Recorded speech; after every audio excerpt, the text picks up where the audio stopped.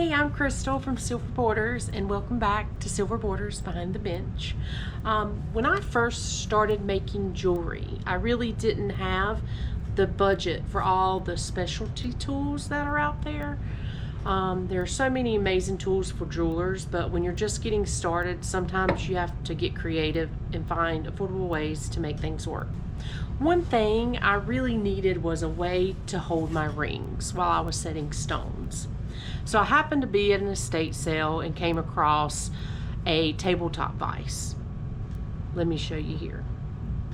It looked like one of those tools you normally see in someone's garage or workshop, and it was only like $5. So I figured there had to be some way I could use it at my bench. So I bought it and brought it home. After that, I started looking for something that would protect my metal inside of the jaws of the vise. I didn't want my silver getting scratched or marred while I was working. So that search led me to these soft jaw bench vise pads, and they ended up being exactly what I needed. There is a lot of options out there for this, and I probably bought 10 different types, but they were always too hard. They said they were soft, but it would bend my metal. It just didn't work. And then I was at Seattle Findings in Linwood, Washington, and I saw these. And I bought, I think, 10 sets of them because I just didn't want them, if they like quit making them, I wanted to make sure I had some. So these here, as you can see, are pretty worn. So I am now opening a new pack, and I'm going to show you how they just kind of get put in. So they are, like I said, they are soft, and they do, you know, scrunch up when you put, these are all ring bands when I'm setting rings.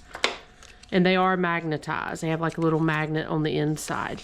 So you just kind of slide them in, and that's it. And then you open her up, and then you take your ring, and I kind of just set it flat in there, and then just punch it down, tighten it up. Baby's not going anywhere. And then we would just come in here, and you can set your stone. Simple as that. There's a lot of other stuff you can use this for, like holding bangles. If you're texturing something, you can stick it in there. I mean, you can try whatever, but this is the main thing I use it for, is my big chunky ring bands that don't fit good in my vise. I still use this today, even though I have a GRS. I'll come over here, as you can tell, and get it going. If you did enjoy this video, make sure you like, subscribe, and stick around for more episodes of SilverBorders Behind the Bench with new videos every Monday at 9 a.m. Thanks so much for watching, and I'll see you at the next one.